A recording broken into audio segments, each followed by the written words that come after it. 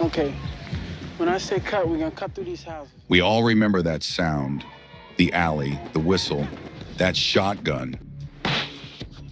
But what if the shot missed? What if Ricky lived to tell the story? This isn't just about survival.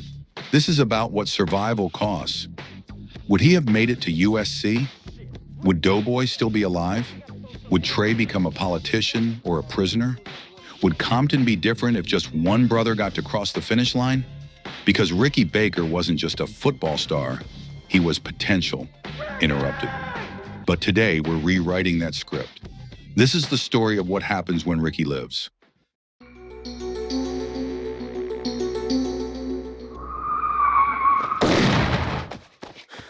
July 1991, Ricky, age 17, sprints down the alleyway. The shotgun blast rips through a brick wall inches above his head. He dives behind a rusted-out sedan. The shooters panic and flee as Doughboy fires back. Ricky survives. The story spreads fast. Ricky almost got killed. It shakes the block. Furious and humiliated, Ferris's crew is arrested 2 weeks later on a parole violation. Ricky's near-death experience makes him hyper-focused. He takes the SAT again and scores higher, 910. By September 1991, Ricky secures conditional admission to USC pending fall grades and full medical clearance. Ricky proposes to Shanice, his girlfriend and mother of his son, and promises he'll make it out. But tension builds. She suspects he's cheating with a girl from Dorsey High. She's not wrong. Trey, now 18, becomes obsessed with social justice after nearly losing Ricky. He declares a political science major at Morehouse College in fall 1992. Ricky's Achilles heel? Pride. He refuses therapy after the shooting, gets into fights on the field at Crenshaw High, not with players, but scouts who doubt his discipline. Ricky enters USC in fall 1993. 19 years old, majoring in sports management.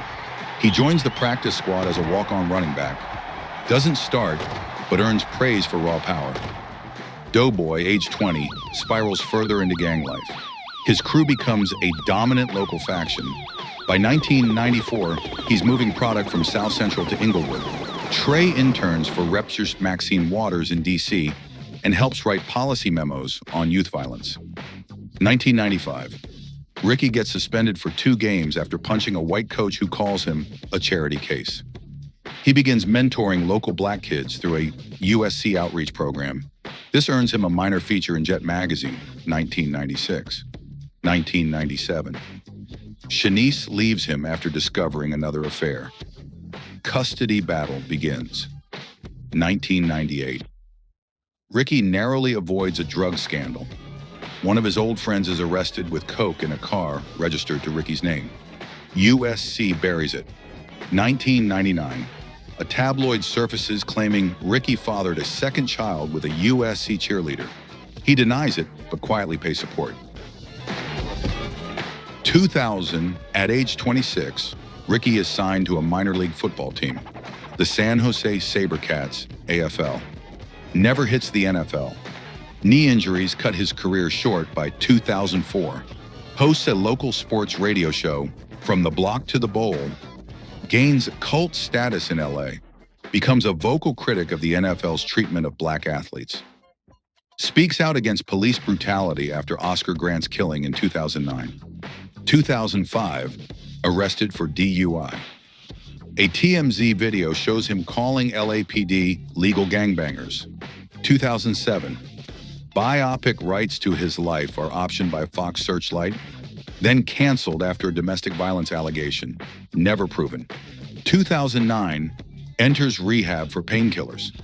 Reconciles with Shanice briefly in 2008. They co-parent their son, now 17, who's recruited to Oregon for football. By 2011, Ricky, now 37, turns his focus to coaching. Opens the Ricky Baker Youth Academy in Compton, teaching football and life skills. 2020, during George Floyd protests, Ricky marches with Trey, who is now an LA city councilman. Doughboy, he was shot in 2014. Didn't make it past 43. buried in Inglewood.